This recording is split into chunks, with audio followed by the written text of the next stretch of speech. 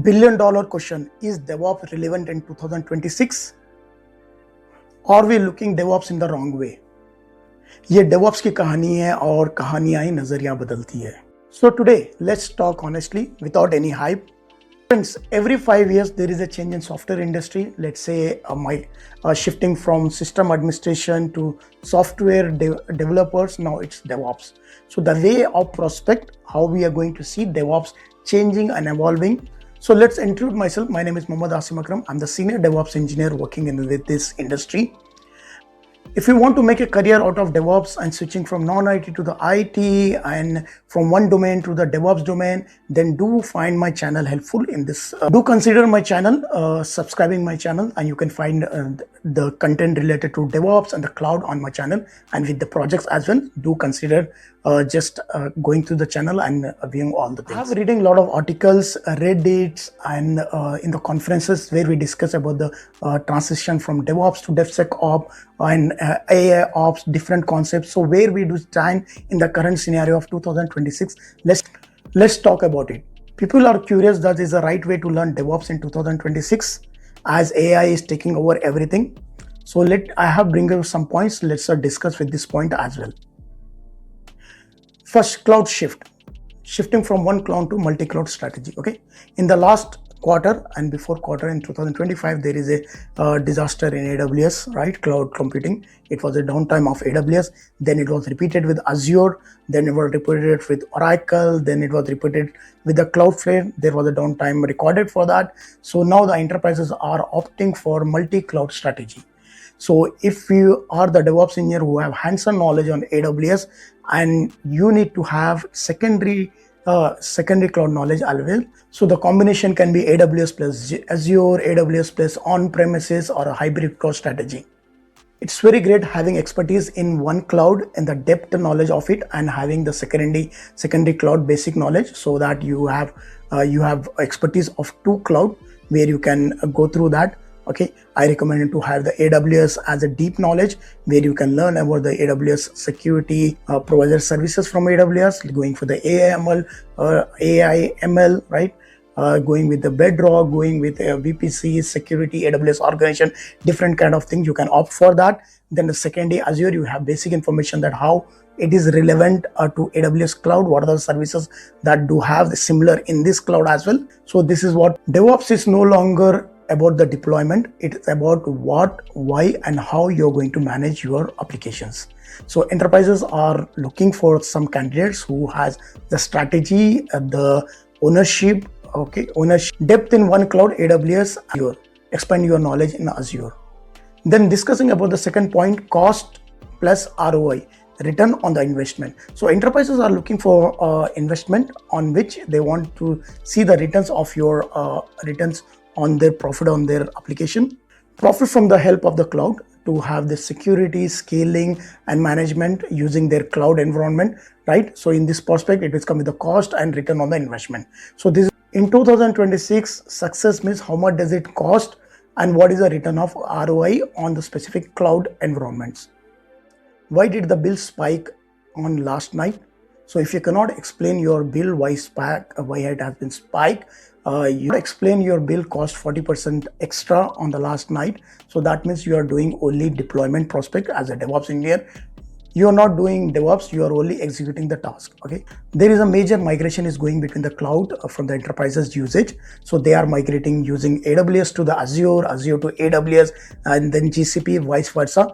If you get a task of being a part of this production migration, it will help you for the insight which you can project as a DevOps engineer being a part of migration tasks as well. There is a major shift here that is about ownership. Okay, before we were executing the task and we were having the knowledge of multiple tools, right? Let's say Jenkins, Kubernetes, scaling, automating, everything. So having only the knowledge of tool doesn't fit in the current scenario of DevOps in 2026.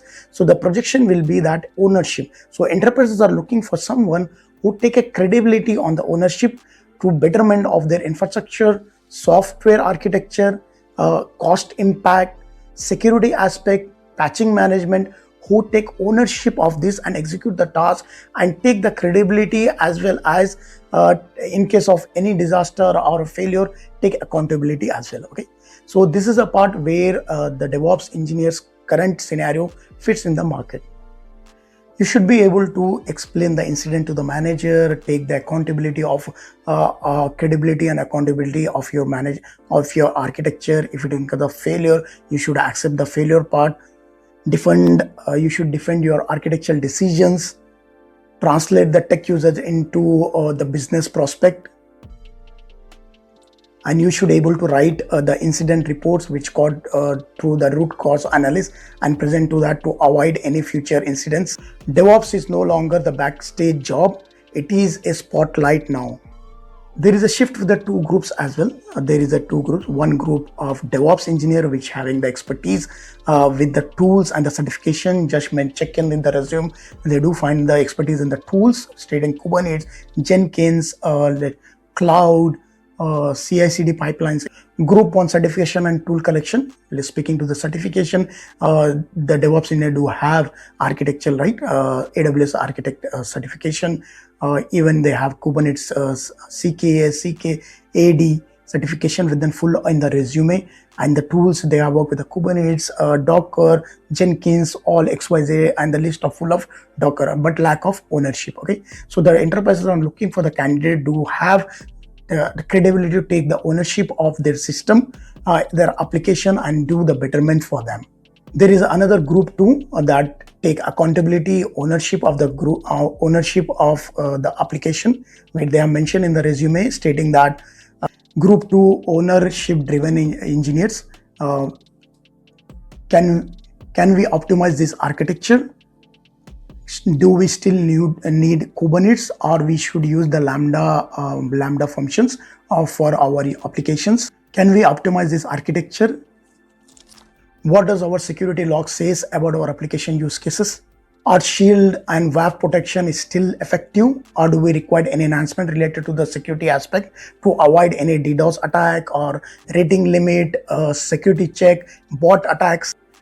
And these groups too will survive in any use case up to 5 to 10 years in the industry. AI can handle low-level incidents, but AI will not take accountability, credibility, own production outage.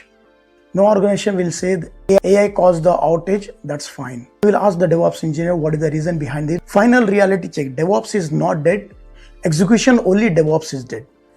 DevOps in 2026 is architecture first, cost awareness, security focused, ownership driven, AI assisted, not AI replaced. You still be needed if you're thinking beyond the tools and working on architecture level, as I mentioned, right? Who is taking the ownership. You still DevOps engineer needed in the industry to manage their application, scale their application. So the question is, which engineer are you? Is a group 1 or group 2? There is a major shift of AI. AI is a threat or power tool. Let's be clear, AI will automate your repetitive task. AI will work on level 1 fixation that can provide a suggestion for the improvement in our repetitive task. AI will help you to write scripts that enhance the automated script. AI will generate the scripts and fixation. If this video made you think, like, share, and subscribe to Cloud Aseem YouTube channel.